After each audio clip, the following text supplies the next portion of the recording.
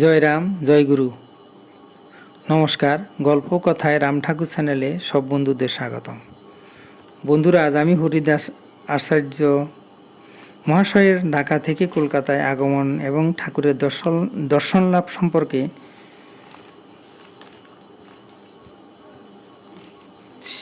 চতুর্থ পর্ব অর্থাৎ শেষ পর্বটি আজকে আপনাদেরকে আমি পড়ে শোনাচ্ছি। তৃতীয় পর্বের পর উত্তপ্ত পুষ্পান্ন গ্রহণে ঠাকুর মহাশয়ের যে অসুবিধা ঘটেছিল তাহার জন্য বেদনাবোধও তিনি সাময়িকভাবে ভুলে গিয়েছিলেন। কাহারও কাহারও মুখে তিনি শুনেছিলেন ঠাকুর মহাশয় পটে সর্বক্ষণ প্রকট। আজ তিনি নিঃসংশয়ে উপলব্ধি করলেন ঠাকুর মহাশয়ের পট শুধু কাঁচ কাঠ কাগজেরই কারবার নয়, ঠাকুর যে পটে নিত্য বিরাজমান এটা তিনি সত্যই উপলব্ধি করলেন। তখন অকপটে ঠাকুর মহাশয়ের কাছে স্বীকার করলেন উষ্ণ পুষ্পান্ন নিবেদনের কথা এবং স্বীকার করলেন ওই উষ্ণ পুষ্পান্ন গ্রহণ করতে তার যে ক্লেশ হয়েছিল সেটাও ভুলে গিয়েছেন। কারণ আজ তিনি সত্যই বুঝলেন পটে আর দেহে ঠাকুরের কোনো প্রভেদ নেই। এই আনন্দে পার্কের ভিতরেই ঠাকুর মহাশয়ের চরণে লুটিয়ে পড়লেন তিনি। ঠাকুর মহাশয় তাকে পাশে বসালেন। ঠাকুর মহাশয় বলতে লাগলেন, এইখানে ওইখানে ঘুইরা কোনো লাভ হয় না হরিদাস বাবু, ওরে শিবাবায়ু কয়, ঘরে বৈশাই মানুষ সব পাইতে পারেন। আচার্য মহাশয় বুঝতে পারলেন 1 বছর ধরে ঠাকুর মহাশয়কে দেখতে না পাওয়ার জন্য যে ছটফট করেছেন সেখানে কত বড় ভুল ছিল। ভুল করেছেন তিনি এখানে ওখানে ঠাকুরের ঠিকানা সংগ্রহ করার জন্য সব রকমের প্রচেষ্টা করে।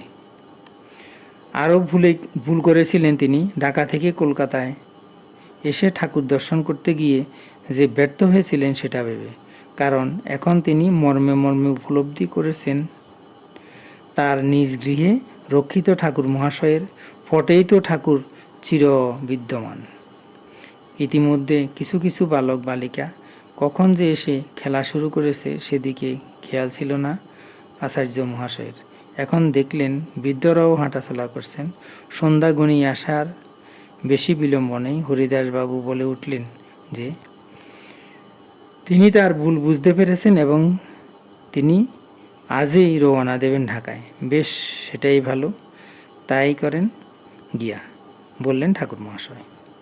দুজনেই উঠে পড়লেন এবং পার্কের গেট অতিক্রম করলেন। ফুটপাতে দাঁড়িয়ে আচার্য মহাশয় ঠাকুর মহাশয়কে জিজ্ঞাসা করলেন যে তিনি এখন কোথায় যাবেন।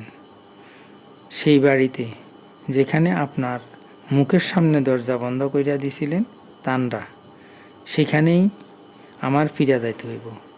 মৃদু হাসে ঠাকুর মহাশয় জানালেন। ক্ষিপ্ত হয়ে হরিদাসবাবু বলে উঠলেন যে যারা আপনাকে নিয়ে এত বড় মিথ্যাচার অন্যায় করে আবার আপনি সেখানেই ফিরে যাবেন। কাতর কণ্ঠে ঠাকুর মহাশয় বললেন, ওইখানেই ফিরে যাইতে হইব, কারণ ওনাদের কথা দিছিলাম যে 7 দিন ওই বাড়িতে থাকুম, 7 দিনের আরও 2 দিন বাকি।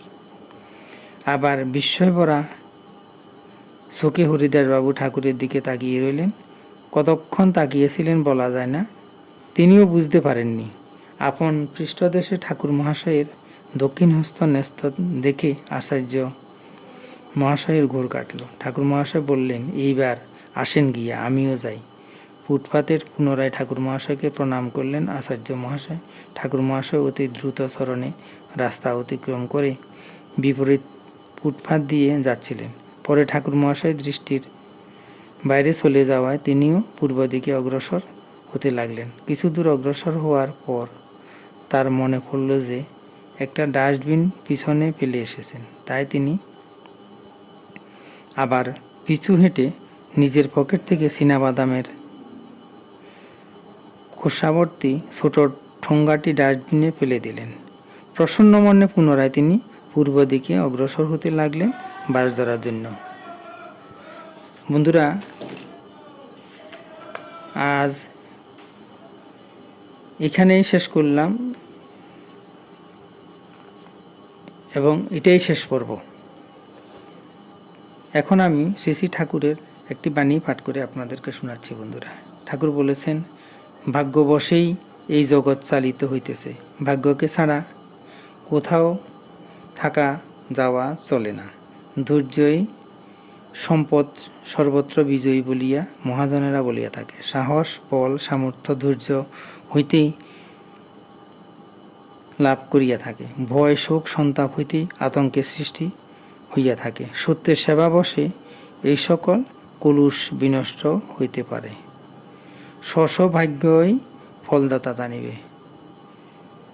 বেদবাণী 1। বন্ধুরা, আজ এ পর্যন্তই।